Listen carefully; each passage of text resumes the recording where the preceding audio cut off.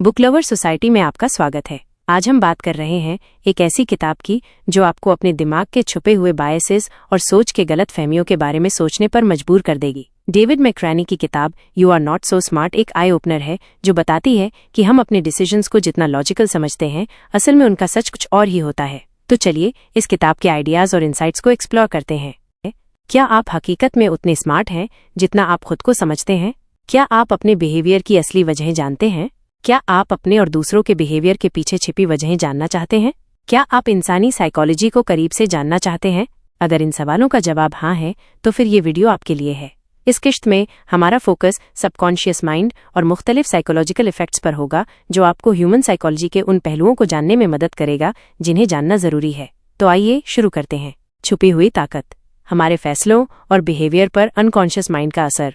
हमारा unconscious mind इंतहाई ताकतवर फोर्स है जिसका असर हमारी जिंदगियों पर बहुत गहरा होता है, मगर हम इसका इल्म नहीं रखते। ज्यादातर लोग अनकॉन्शियस माइंड को सिर्फ सांस लेने, निगलने या पल के झपकने जैसे मामूली और बुनियादी कामों के साथ जोड़ते हैं, लेकिन हकीकत में यह हमारे ख्यालात, फैसलों और यहाँ तक के जज्बात को भी गहराई से असरअंदाज करता है। अनकॉन्शियस माइंड की छुपी हुई ताकत। हम जिस दुनिया में रहते हैं उसमें हर पल हमारे अनकॉन्शियस माइंड को मुख्तलिफ सिग्नल्स मिलते रहते हैं जो हमारी सोच और बिहेवियर को मुतासिर करते हैं। ये असरात इतने नाजुक और छिपे हुए होते हैं कि हम इनका एहसास तक नहीं कर पाते।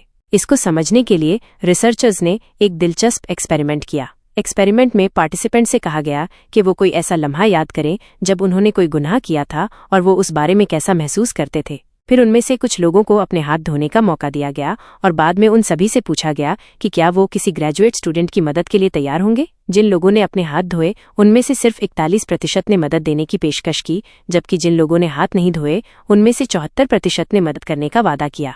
ये दिलचस्प एक्सपेरिमेंट बताता है कि जिन लोगों ने अपने हाथ धोए उनका अनकॉन्शियस माइंड उन्हें पाकीज़गी का एहसास दिला रहा था और इस तरह उन्होंने और किसी माफ़ी की ज़रूरत महसूस नहीं की। इससे ये नतीजा निकाला जा सकता है कि हमारा अनकॉन्शियस माइंड हमारी भलाई के लिए हमें ऐसे तरीकों से गाइड करता है जिनका हमें खुद शऊर नहीं होता। ये हमें अपनी गलतियों और गुनाहों के लिए किसी न किसी शक्ल में तसल्ली फराहम करता है ताकि हम अपनी ज़िंदगी को बेहतर ढंग से गुजार सकें। कैसे अनकॉन्शियस सिग्नल्स हमारे बिहेवियर को शक्ल देते हैं?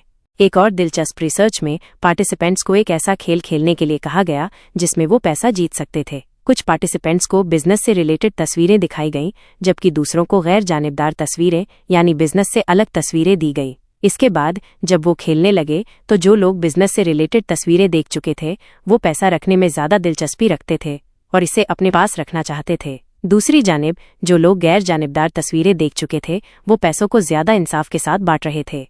खेल के बाद जब पार्टिसिपेंट से ये पूछा गया कि क्या उनके फैसले कारोबारी सोच से मुतासिर हुए थे, तो किसी ने भी ये जिक्र नहीं किया कि उन्हें कौन सी तस्वीरें दिखाई गई थीं। वो अपने अनकॉन्शियस असरात से अनजान थे और इस बात का भी उन्हें पता नहीं था कि इन तस्वीरों ने उनके फैसलों को किस तरह असरअंदाज किया था। इससे ये साबित होता है कि हमारा अनकॉन्शियस मन हमें ऐसी सिमतों में ले जा रहा होता है जिनका हमें शऊर नहीं होता। अनकॉन्शियस माइंड का पोशीदा हाथ। ये एक्सपेरिमेंट हमें ये सिखाते हैं कि हमारा अनकॉन्शियस माइंड हमारे बिहेवियर और फैसलों पर कितना ताकतवर असर डालता है और ये असरात इतने नाजुक होते हैं कि हम उन्हें पहचान भी नहीं पाते। हम समझते हैं कि हम अपने फैसले अक्ल और शऊर से करते हैं, लेकिन दरअसल हमारा अनकॉन्शियस माइंड हमें उन फैसलों की तरफ धकेल रहा होता है जो हमारे शऊर से ऊपर होते हैं। हमें ये समझने की ज़रूरत है कि अनकॉन्शियस माइंड हमारे दिमाग की एक ऐसी परत है जो हर वक्त हमारी जिंदगियों को छिपे हुए तरीकों से असरअंदाज करती रहती है। अगर हम इसके असरात को समझने की कोशिश करें और उन्हें पहचानने की सलाहियत हासिल करें तो हम अपने फैसलों को ज्यादा फायदेमंद अंदाज में ले सकते हैं। आगे चलकर हम ये जानेंगे कि हम अपने अनकॉन्शियस माइंड के असरात से किस तरह आगाह होकर अपने फैसलों और बिहेवियर को बेहतर बना सकते हैं और कैसे अपनी जिंदगियों को और ज्यादा मुतवाज़न, माकूल और बाशऊर तरीके से गुजार सकते हैं। हम अपने आप को हकीकत से कहीं ज्यादा काबिल, खास और तवज्जो का मरकज समझने की आदत रखते हैं। हम में से ज्यादातर लोग कभी न कभी खुद को किसी खास महारत या सलाहियत का मालिक समझते हैं या फिर अपने आप को दूसरों से ज्यादा खास इंसान समझते हैं। हकीकत में हम अपने आप को ज्यादा खास और ज्यादा काबिल समझते हैं जितना कि हम हकीकत में हैं। खुद को ज्यादा समझना एक आम इंसानी आदत। रिसर्चर्स ने बार बार ये साबित किया है कि जब हम कुछ हासिल कर लेते हैं तो हम फौरन हर किसी को बता देते हैं, लेकिन जब हम नाकाम हो जाते हैं तो हम इसे जितना हो सके भूलने की कोशिश करते हैं। जब हम अपनी नाकामियों और सलाहियतों का मवाजना दूसरों से करते हैं तो हम आम तौर पर सिर्फ अपने पॉजिटिव पहलुओं को उजागर करते हैं और नेगेटिव पहलुओं को कम अहमियत देते हैं। हम सभी में ये रुझान पाया जाता है कि हम अपने आप को औसत इंसानों की तरह नहीं देखते, हालांकि हम दूसरों को जनरली औसत समझते हैं। इसका मतलब ये है कि हम अपनी जिंदगी की मामूली से मामूली चीज़ों को भी बहुत ज़्यादा अहमियत देते हैं, जबकि दूसरों की जिंदगी में जो रूटीन है हम उन्हें ज़्यादा अहमियत नहीं देते। ये खुद को अनोखा समझने की कोशिश इसलिए की जाती है कि हम किसी तरह अपने आप को औसत लोगों की तरह न देखें, क्योंकि औसत होना हमारी सेल्फ इमेज के लिए एक बड़ा चैलेंज है। Illusion of uniqueness. ये सोच कि हम औसत से अलग हैं हमारे सेल्फ कॉन्फिडेंस को मजबूत करने के लिए एक प्रोटेक्टिव मैकेनिज्म बन जाता है, जिसके जरिए से हम अपनी अहमियत और खुसूसियत को बरकरार रखने की कोशिश करते हैं। हम ये तस्लीम करने के बजाय कि हम भी दूसरे लोगों की तरह हैं, खुद को किसी खास मकाम पर देखने की कोशिश करते हैं। मिसाल के तौर पर एक रिसर्च में पार्टिसिपेंट्स को एक वीडियो गेम खेलने के लिए कहा गया। इसके बाद हर एक से 2 सवाल किए गए। पहला, उन्होंने अपने साथियों और मुखालिफिन की परफॉर्मेंस पर कितना ध्यान दिया। दूसरा, उन्होंने दूसरे खिलाड़ियों की परफॉर्मेंस पर कितना ध्यान दिया। रिसर्च के रिजल्ट ने ये साबित किया कि हर पार्टिसिपेंट ने अपनी परफॉर्मेंस पर ज्यादा ध्यान दिया, लेकिन इसके बावजूद हर एक ने ये महसूस किया कि दूसरे खिलाड़ी उनकी परफॉर्मेंस पर ज्यादा ध्यान दे रहे थे। ये दिखाता है कि हम अपने आप को ज्यादा अहमियत देते हैं और हमें लगता है कि लोग हमारी तरफ ज्यादा ध्यान देते हैं, हालांकि हकीकत में ऐसा नहीं होता। हम में से ज्यादातर लोग खुद को अनोखा और खास समझने की कोशिश करते हैं ताकि अपने सेल्फ कॉन्फिडेंस को बनाए रख सकें, लेकिन असल में हम खुद को जितने समझदार या खास समझते हैं वैसा नहीं होते है। खुद फरेबी की कीमत। हमें खुद को ज्यादा काबिल और अहम समझने की जरूरत इसलिए पड़ती है क्योंकि हमारे अंदर ये डर छिपा होता है कि अगर हम औसत या मामूली समझे जाएंगे तो हमारी सेल्फ इमेज टूट जाएगी। इसलिए हम अपनी सलाहियतों को बढ़ा चढ़ाकर पेश करते हैं, अपनी कामयाबियों को तो बढ़ा चढ़ाकर बताते हैं और अपनी नाकामियों को छिपाने की कोशिश करते हैं। ये खुद को अनोखा और बेहतर समझने का काम हमें न सिर्फ हकीकत से दूर करता है, बल्कि हमें दूसरों के साथ इंसाफ के बगैर कंपैरिजन करने पर भी मजबूर करता है। इस तरह हम अपनी हकीकत से इतनी दूर हो जाते हैं कि आखिरकार हमें अपनी असल सलाहियतों का अंदाजा भी नहीं होता। ये सच्चाई कि हम अपने आप को दूसरों से ज्यादा काबिल या खास समझते हैं, हमारे जहन में एक खुद साख्ता ख्याल होता है जिसका मकसद हमारे सेल्फ कॉन्फिडेंस को प्रोटेक्ट करना होता है। लेकिन अगर हम हकीकत को तस्लीम कर ले तो हमें पता चलेगा कि हम खुद को जितने खास या अहम समझते हैं उतने नहीं होते। हम सिर्फ अपने आप को ऐसा समझने की कोशिश करते हैं ताकि हमारी सेल्फ इमेज महफूज रहे, लेकिन ये सोच हमें हकीकत से दूर कर देती है। आगे बढ़ते हैं और अब हम ये जानेंगे कि ये खुद फरेबी हमारे रोज़मर्रा के फैसलों और रिश्तों पर किस तरह असर डालती है और हम किस तरह अपनी हकीकत को बेहतर तरीके से समझने की कोशिश कर सकते हैं। हम जो खुद को मददगार और इंसाफ करने वाला समझते हैं, असल में उतने मददगार और इंसाफ करने वाले नहीं होते जितना हम इमेजिन करते हैं। मान लीजिए आप सड़क के किनारे एक गाड़ी को खराब देखते हैं। क्या आप रुककर मदद करेंगे या सोचेंगे कि कोई और आकर मदद करेगा? अगर आप आम इंसानों की तरह हैं, तो जितने ज्यादा लोग या गाड़ियां आपके आसपास होंगी, उतना ही कम इम्कान है कि आप रुककर मदद करेंगे। इसे बायस्टैंडर इफेक्ट कहा जाता है, जिसका मतलब ये है कि जब बहुत सारे लोग किसी सूरत हाल में मौजूद हों तो हमारी मदद करने की ख्वाहिश कम हो जाती है। बायस्टैंडर इफेक्ट। हम मदद क्यों नहीं करते?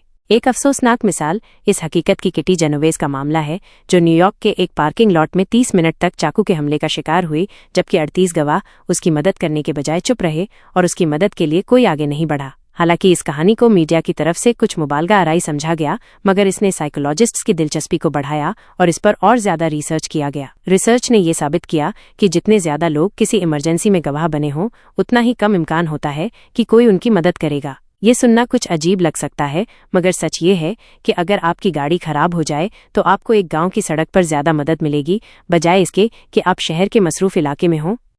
दूसरों को परखने में जल्दबाजी एक आम गलती। हम न सिर्फ मदद करने में बल्कि दूसरों के बारे में राय बनाने में भी जल्दबाजी करते हैं। रिसर्च से ये बात सामने आई है कि हम अक्सर अपने पहले इंप्रेशंस में तासुबात और उमूमी मफरूज़ों पर इन्हिसार करते हैं और किसी इंसान के बारे में महज इस बात पर फैसला कर लेते हैं कि वो किस हद तक हमारे दिमाग में मौजूद किसी खास स्टीरियोटाइप से मिलता है। मिसाल के तौर पर, जब आप किसी सुपरमार्केट में एक बच्चे को रोता हुआ देखते हैं और उसकी माँ अपने काम में मशगूल रहती है, तो आप शायद ये नतीजा निकाल लेते हैं कि वो माँ गैर जिम्मेदार है या लापरवाही से काम ले रही है। हालांकि आप इस सच्चाई से बेखबर हैं कि वो माँ थकी हुई हो सकती है या वो लम्हा उसका बिगड़ा हुआ हो सकता है और बच्चा बेकाबू होकर रो रहा हो। फिर भी आप बिना मुनासिब मालूमात के सिर्फ अपने मफरूज़ों पर मबनी राय कायम कर लेते हैं। हमारी सोच पर तास्सुबात का असर।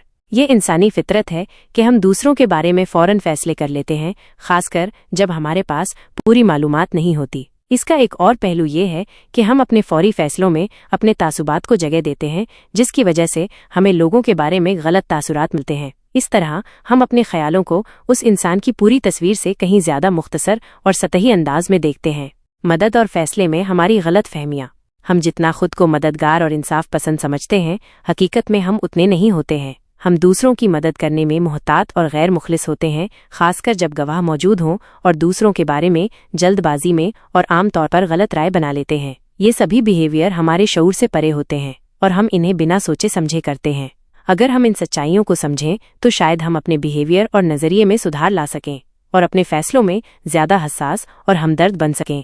अब इन सबसे आगाह होने के बाद हम ये जानने की कोशिश करते हैं कि हमारी ज़िंदगी में ये साइकोलॉजिकल रुझानात किस तरह असरअंदाज हो सकते हैं और हम इनसे बचने के लिए क्या कर सकते हैं। हम ये मानने के आदी हैं कि हम आज़ाद, सेल्फ डिपेंडेंट इंसान हैं जो कभी अथॉरिटी के सामने सिर नहीं झुकाते और न ही समाजी दबाव में आकर फैसले करते हैं। लेकिन सच्चाई ये है कि हम चाहते हैं कि हम समाजी उसूलों के मुताबिक चलें, खासकर जब हमें किसी सर्टिफाइड अथॉरिटी की जानिब से ऑर्डर्स मिलते हैं। अथॉरिटी का असर, एक चौंकाने वाला मामला।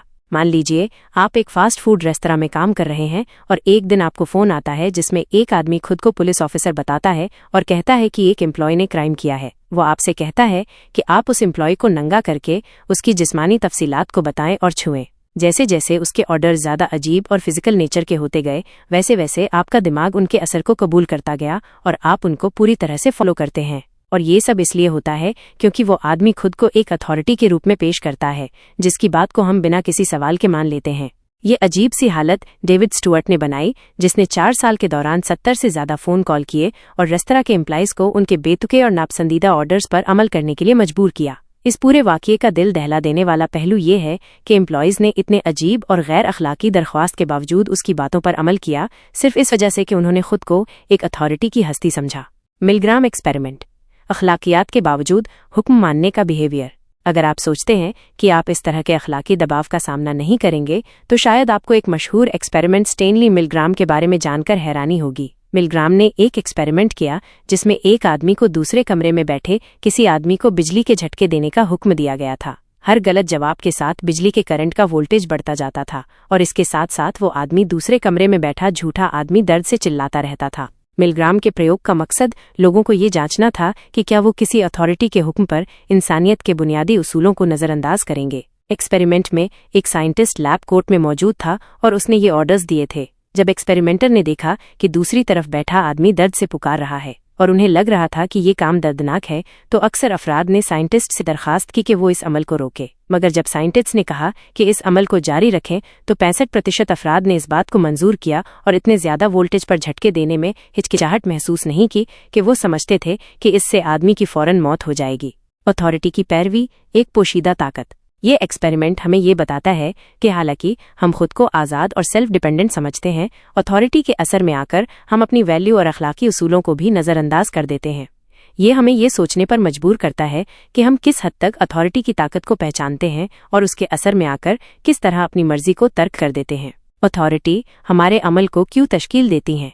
ये एक्सपेरिमेंट हमें ये सिखाते हैं कि हम किस तरह एक अथॉरिटी की शख्सियत के ज़ेरे असर आकर खुद को उसके ऑर्डर्स के मुताबिक ढाल लेते हैं और हमें इस हकीकत का भी एहसास नहीं होता। ये हमें एक अहम सबक सिखाता है कि अपनी खुद मुख्तारी को बरकरार रखने के लिए हमें इस बात का शऊर रखना ज़रूरी है कि हम कहाँ और कब अथॉरिटी की ताकत के ज़ेरे असर आ सकते हैं और हमें इससे बचने के लिए अपनी सोच और अमल पर कड़ी नज़र रखनी चाहिए। इंसानी साइकोलॉजी को जानने के इस सिलसिले के आखिरी हिस्से में हम देखेंगे कि कैसे हम अपने फैसलों में अथॉरिटी की ताकत को पहचान कर इससे बचने की कोशिश कर सकते हैं। हम में से अक्सर ये मानते हैं कि हम जो सोचते हैं और करते हैं वो अक्ल और फहम पर मबनी है, लेकिन हकीकत ये है कि हम अपनी खुदफरेबियों में मग्न रहकर अपनी असल हकीकत से गाफिल रहते हैं। साइंटिफिक रिसर्च से साबित होता है कि हम लगातार अपनी हकीकत को नज़रअंदाज करते हैं। हम बेतरतीब हालात में भी मायने तलाश करते हैं, जो मालूमात हम पहले से मानते हैं उसकी तलाश में लगे रहते हैं और अपनी गैर शऊरी पसंदीदा तरजीहों को समझाने के लिए कहानियाँ गढ़ते हैं। ये खुदफरेबी हमें कभी कभी जहनी सुकून फराहम कर सकती है और हमें कामयाब बनाने में मदद दे सकती है, लेकिन इसके साथ साथ ये हमें नुकसान भी पहुंचा सकती है। ये हमें फैसले लेने में मतलबी बनाती है, दूसरों की मदद करने में हिचकिचाहट पैदा करती है और हमें अथॉरिटी के सामने अंधा भरोसा करने पर मजबूर करती है। खुदफरेबी एक दुधारी तलवार। हमें इन खुदफरेबियों के बारे में जानने की ज़रूरत है ताकि ये हमारे फैसलों और बिहेवियर्स पर नेगेटिव असरात न डालें। इन खुदफरेबियों को समझना और उनका मुकाबला करना हमें बेहतर फैसला लेने में मदद कर सकता है और हम अपनी ज़िंदगी में इनसे बच सकते हैं। खुदफरेबी पर काबू पाने के लिए प्रैक्टिकल एडवाइस एक सादा लेकिन ताकतवर तरीका है जिससे आप खुदफरेबी के असरात से बच सकते हैं। बायस्टैंडर इफेक्ट से बचने के लिए किसी भीड़ में से एक शख्स का इंतखाब करें और उससे मदद की दरख्वास्त करें। जब आपको किसी इमरजेंसी कंडीशन में मदद की ज़रूरत हो और आप एक भीड़ में हो तो महज सभी के सामने मदद के लिए पुकारने की बजाय एक खास शख्स को चुनें और उसे अपने इशारे से दिखाएं कि आप उसे मदद के लिए पुकार रहे हैं। ये हिकमत अमली इसलिए कारगर होती है क्योंकि जब लोग एक दूसरे को देखते हैं कि कोई मदद नहीं कर रहा है तो वो खुद भी नहीं करते हैं, लेकिन जब आप किसी एक शख्स पर ध्यान देते हैं और उसे उस मदद की जिम्मेदारी सौंपते हैं तो वो अपनी इज्जत या सामाजी दबाव के तहत मदद करने के लिए तैयार होता है। इसी तरह जब आप किसी भीड़ में किसी को मदद के लिए पुकारते हुए सुनते हैं तो याद रखें कि लोगों की कुदरती जबलत उन्हें इस आवाज़ को अनदेखा करने की होती है और आप खुद उस शख्स को मदद देने वाले बन सकते हैं। आखिर में हमें अपनी खुद फरेबियों और जहनी झूठ के बारे में जानना चाहिए ताकि ये हमारी जिंदगी को नुकसान न पहुंचा सकें। दूसरों पर डिपेंडेंट रहने के बजाय हम खुद अपनी अक्ल और सामाजी शऊर का इस्तेमाल कर सकते हैं ताकि सही फैसला लें और अपनी जिंदगी में बेहतर बदलाव ला सकें। अगर आपको ये समरी पसंद आई या इससे कुछ सीखने का मौका मिला तो इसे ज़रूर दूसरों के साथ शेयर करें। शायद ये किसी और की रहनुमाई करे और उन्हें ह्यूमन साइकोलॉजी के वो छिपे राज समझने में मदद दे जो वो जानना चाहते हैं। ये थी you are not so smart by David McRaney की समरी।